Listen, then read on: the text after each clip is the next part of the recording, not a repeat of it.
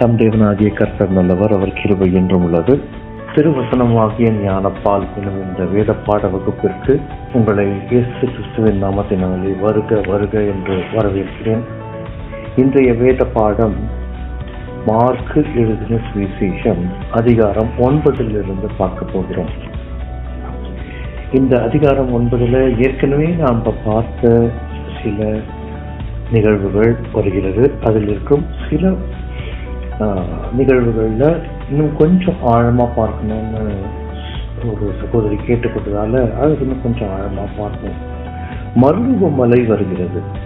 அந்த மருதுவமலை நிகழ்வு மறுபடியும் இது வருகிறது. நம்ம ஏற்கனவே மத்திய 17 லூக்கா 9 பார்த்த நிகழ்வு தான். ஆனால் அதில் கொஞ்சம் ஆழம் போகணும்னு சிலர் கேட்டுக்கொண்டதால நாம் அதில் கொஞ்சம் ஆழம் போவோம்.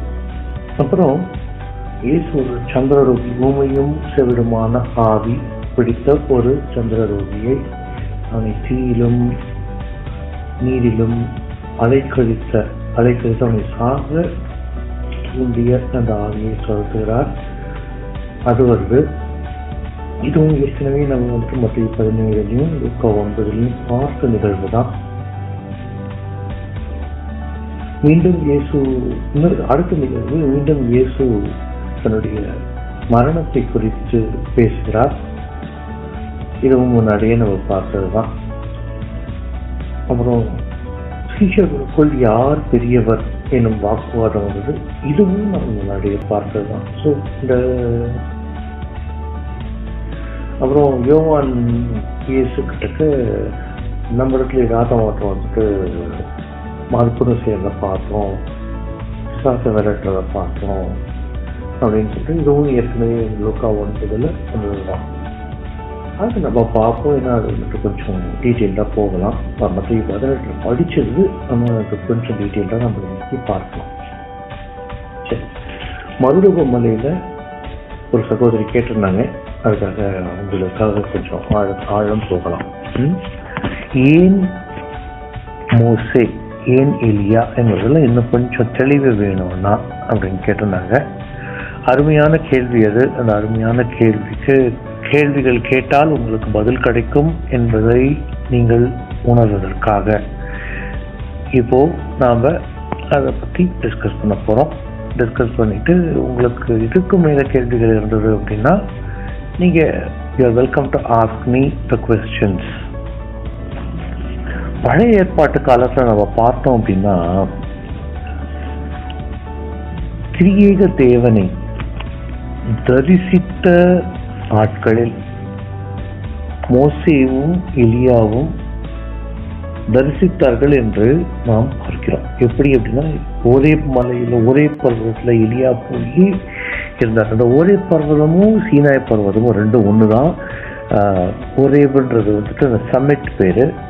எப்படி ஊட்டி அப்படின்னு சொல்லிட்டு நம்ம சொல்கிறோம், நீலகிரி அப்படின்னு சொல்கிறோம், தொட்டபெட்டா அப்படின்னு சொல்கிறோம். தொட்டபெட்டான்றது தான் வந்துட்டு பீக் இல்லையா?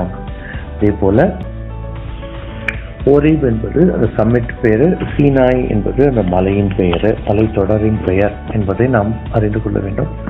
மோசே 40 நாள் உபவாசம் இருந்து அவன் saw the Lord, முகமுகமாக கண்டான் அப்படின்னு நம்ம பைபிளில் பார்க்குறோம். அவன் கர்த்தரை முகமுகமாக கண்டு அங்கே அவரிடத்தில் பேசி அவர் அவனுக்கு காண்பித்தபடியே ஆசரிப்பு கூடாரத்தை செய்தான் என்பதை நாம் பார்க்கலாம். எலியா எசபேல் இடத்திலிருந்து தப்பி ஓடும் பொழுது இதே போல ஒரே மலைக்கு போறாரு. போயிட்டு அங்கே அவர் கர்த்தருடைய சமூகத்தை பார்த்து அதை ரெக்கார்ட் பண்றார் எலியா. இதை ரெண்டும் பழைய ஏற்பாட்டில் வந்திருக்கு. இதுல என்னன்னு பார்த்தோம்னா பிதாவானவரோடவே கூட இருந்தவர், திரியேக தேவனாக இருந்தவர் இயேசு. அவர் இறங்கி வருகிறார். அப்போ பிதாவை கண்டவர்கள் 3 பெயர் அப்படின்னு சொல்லிட்டு நம்ம எடுத்துக்கலாம்.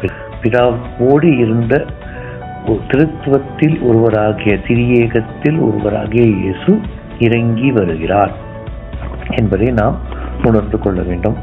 அதனால இந்த 3 பேரும் பேசுறாங்க அப்படின்னா அதுதான் one of the common point. ஏன் இந்த 3 பேரும், ஏன் மல்கியா வரல, ஏன் யோசுவா வரல, ஏன் மற்றவங்க வரல? அவங்க எல்லாமே தீர்க்கதரிசிகள் தானே.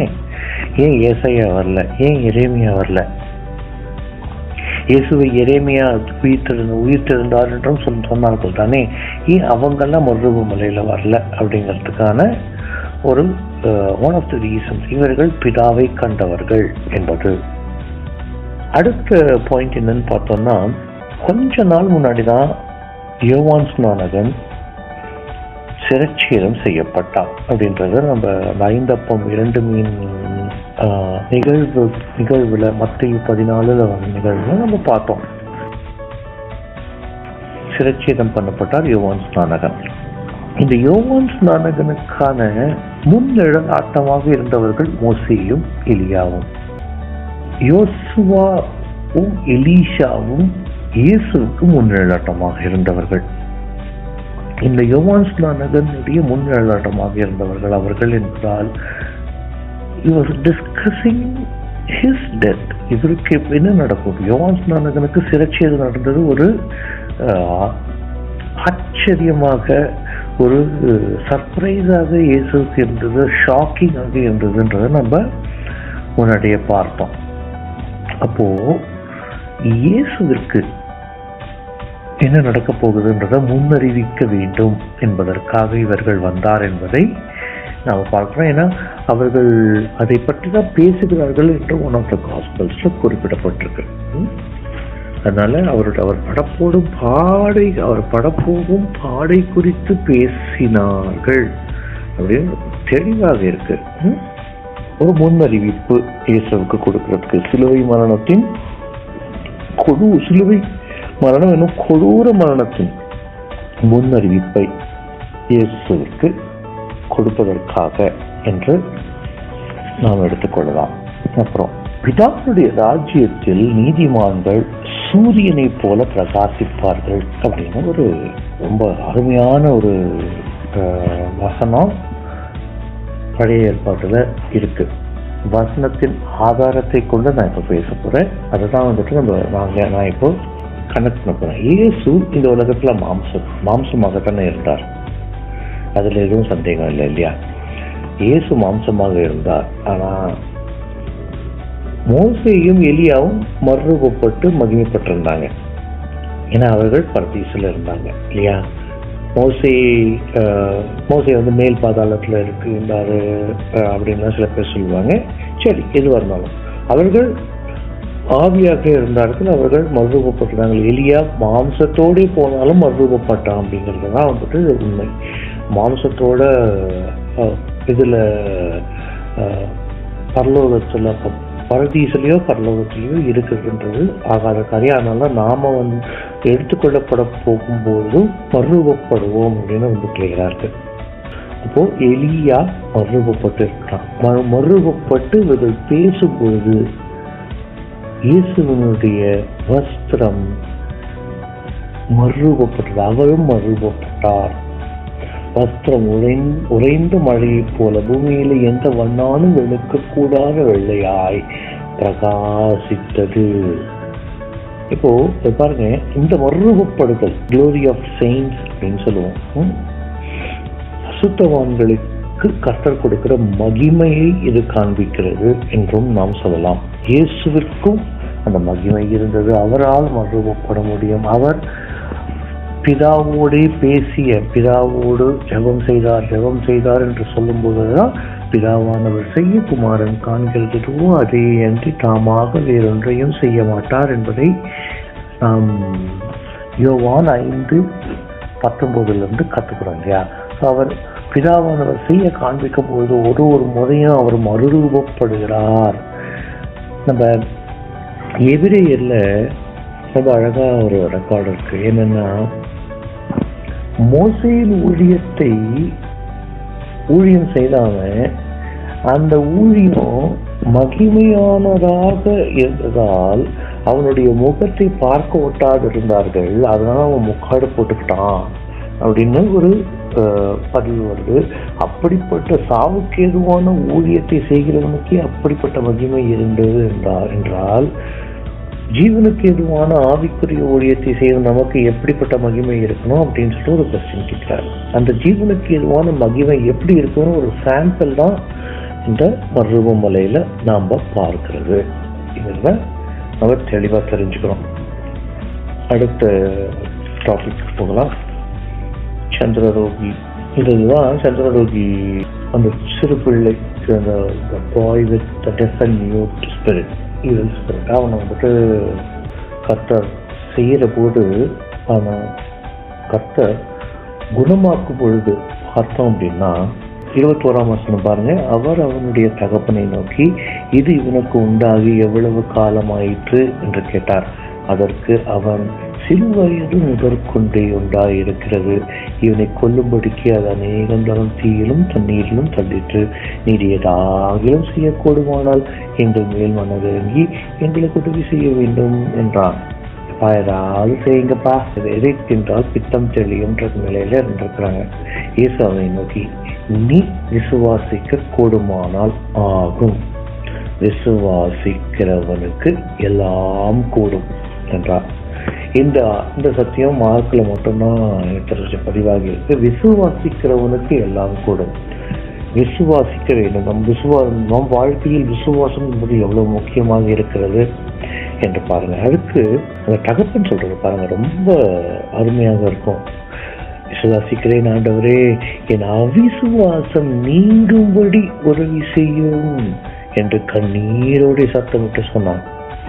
பாருங்க, தகப்பன் சொல்றான்ப்பா, என்ன நான் விசுவாசிக்கிறேன், ஆனாலும் என்கிட்ட இருக்கிற அவிசுவாசத்தை நீங்கும்படி உதவி செய்யும். என்னிடத்துல இருக்கும் அவிசுவாசத்தை நீங்கும்படி. எனக்கு ஏதோ ஒரு அவிசுவாசத்துலதான் நான் வந்து எத்தை தின்றால் பித்தம் தெளியும்னு கேட்டுட்டேன். உங்களிடத்துல வந்துட்டு ஏதாகிலும் கேட்டது தப்பு தான் அப்படிங்கிறத அவர் வந்துட்டு உணர்ந்து கொள்கிறார். உணர்ந்து அவர் என்ன சொல்லதா இருக்குன்னா, இந்த அவிசுவாசம் நீங்கும்படி செய்யும்.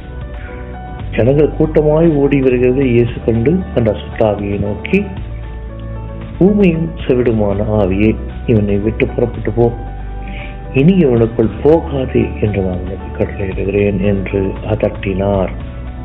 அப்பொழுது சத்தமிட்டு அவனை மிகவும் அலைக்கழித்து புறப்பட்டு போயிட்டு அவன் செத்து போனான் என்று அநேகர் சொல்லத்தக்கதாக செத்தவன் போல் கிடந்தான்.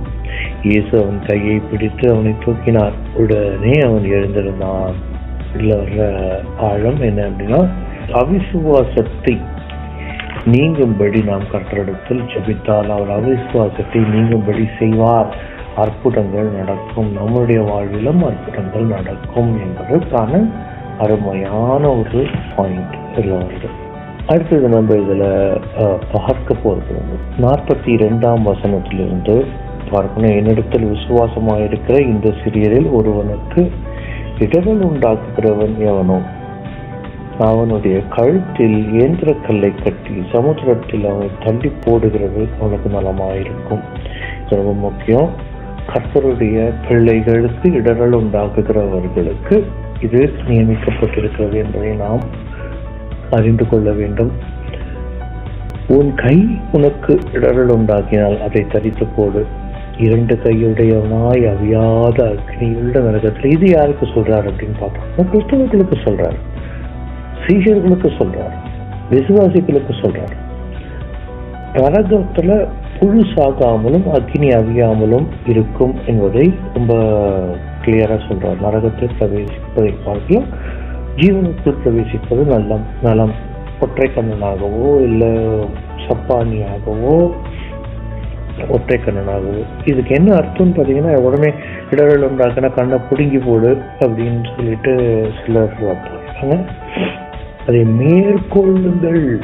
உங்களால் மேற்கொள்ள முடியவில்லை என்றால் தரித்து போடுங்கள். இயேசு சொல்கிறார், தரித்து போடுங்கள், மேற்கொள்ளுங்கள். மேற்கொள்ள முயற்சி செய்யுங்க, போராடுங்க, நல்லதொரு போராட்டத்தை போராடுங்க, போராடி வெற்றி பெறுங்கள்.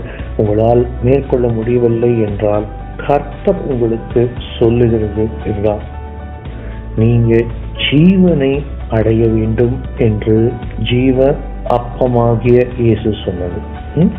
உன் கை உனக்கு இடர் உண்டாக்கினால் அதை தரித்து போடு. நீ 2 கையுடையவனாய் அவியாத அக்கினியுள்ள நரகத்திலே போதை பார்க்கிலும் ஊனனாய் ஜீவனுக்குள் பிரவேசிப்பது உனக்கு நலமாயிருக்கும். உன் கால் உனக்கு இடர் உண்டாக்கினால் அதை தரித்து போடு. நீ 2 காலுடையவனாய் அவியாத அக்கினியுள்ள நரகத்திலே போதை பார்க்கிலும் சப்பானியாய் ஜீவனுக்குள் பிரவேசிப்பது உனக்கு நலமாயிருக்கும். உன் கண் உனக்கு இடர் உண்டாக்கினால் அதை பிடுங்கி போடு. நீ 2 கண்ணுடையவனாய் நரக அக்கினியிலே தள்ளப்படுவதை பார்க்கிலும் ஒற்றை கண்ணனாய் தேவனுடைய ராஜ்யத்திலே பிரவேசிப்பது உனக்கு நலமாயிருக்கும் அப்படின்னு சொல்லிட்டு இயேசு சொல்ற கிளியர் அட்வைஸ் நம்மளுக்கு தெரியுது. முதல்ல போராடுங்க. இயேசு சொல்லிட்டாருன்றதுக்காக தரித்து கொண்டு இருக்காதீர்கள். எல்லாமே ஒற்றைக்கண்ணனாகவும் ஒற்றை கையுடையவனாகவும் சப்பானியாகவும் இருக்கணும். அதனால நீங்க முதல்ல போராடினா உங்களால மேற்கொள்ள முடியும். ஆவியானவர் உங்களோட கூட இருக்கிறார். அதனால உங்களால போராட முடியும், நிச்சயம் போராட முடியும். அடுத்தது பாருங்க, எந்த பலியும் உப்பினால் ஒப்பிடப்படுவது போல எந்த மனுஷனும் அக்கினியினால் ஒப்பிடப்படுவான். பலிக்கு என்ன உப்புன்றது? பலி எந்த பலியும் உப்பினால் சாரமாக்கப்படும். என்னன்னா உப்பு இல்லாம எந்த ஒரு பலியும் படைக்கப்படாது அப்படிங்கிறது வந்துட்டு நமக்கு தெரியும். ஏன்னா உப்பில்லா பண்டம் குப்பையிலே நம்ம தமிழோட சொல்றோம் இல்லையா. அப்போ எந்த மனுஷனும் அக்கினினாலே, அதான் இது என்ன அக்கினின்னு பார்த்தோம்னா ஆவியானவரின் வழிநடத்தல் என்னும் அக்கினி நமக்குள் ஆவியில் அனல் கொண்டு நாம் இருக்க வேண்டும். லவோதிக்கேயா சபைக்கு ஆவியானவர் எழுதிய கடிதத்தில் என்ன எழுதுகிறார், நிருபத்தில் என்ன எழுதுகிறார்? நீ குளிராகவும் இல்லாமல் அனலாகவும் இல்லாமல் இருந்தால் உன்னை என் வாயினின்று வாந்தி பண்ணி போடுவேன் அப்படின்னு எழுதுகிறார். நாம் ஆவியில் அனல் கொண்டு இருக்க வேண்டும் என்பதை நாம் அறிந்து கொள்ள வேண்டும். அதுதான் நமக்கு சாரம் உண்டாக்குறதுக்கு அக்கினியனும் ஆவியானவர். அக்கினியின் பிளந்த நாவாக பெந்தகோஸ்தே நாளில் ஆவியானவர் இறங்கினார் பார்க்கிறோம் இல்லையா. உப்பு நல்லதுதான். உப்பு சாரமற்ற போனால் அதற்கு எதனாலே சாரம் உண்டாக்குவீர்கள்? உங்களுக்குள்ளே உப்புடையவர்களாயிருங்கள். இன்னொரு ஆவியானவரை உங்களுக்குள்ளே வைத்துக் கொள்ளுங்கள். ஒருவரோடொருவர் சமாதானம் உள்ளவர்களாயும் இருங்கள். சமாதானக்காரனர் இயேசு, அதனால சமாதானம் உள்ளவர்களாய் இருங்கள் என்று சொல்கிறார். மார்க் 9 இன்றைக்கு திரும்பி போய் படிங்க. கர்த்தர் உங்களை ஆசீர்வதிப்பாராக. அவர் உங்களுடைய பேசுவார். இன்னும் ஆழங்கள் இந்த அதிகாரங்களில் நிச்சயம் இருக்கிறது. உங்களுடைய சொந்த வேத வாசிப்பை எவ்வளவேனும் விட்டுவிடாதிருங்கள். இந்த ஒலிவமலை கிறிஸ்துவை போல் வாழ்க்கை ஊழியங்கள் உங்களுக்கு ஒரு ஊக்கப்படுத்துவதற்காகத்தானே தவிர உங்களுடைய வேத வாசிப்பை தடுத்து நிறுத்துவதற்காக அல்ல. உங்களுடைய வேத வாசிப்பை நீங்கள் தொடர்ந்து செய்ய உங்களை ஊக்கப்படுத்துகிறோம். இன்று போய் மார்க் 9ஆம் அதிகாரத்தை நீங்கள் மீண்டும் படியுங்கள். படித்துவிட்டு அதில் இருக்கும் ஆழங்களை கர்த்தர் உங்களுக்கு அருமையாக வெளிப்படுத்துவார். கர்த்தர் தாமே உங்களை ஆசீர்வதிப்பாராக. ஆமென்.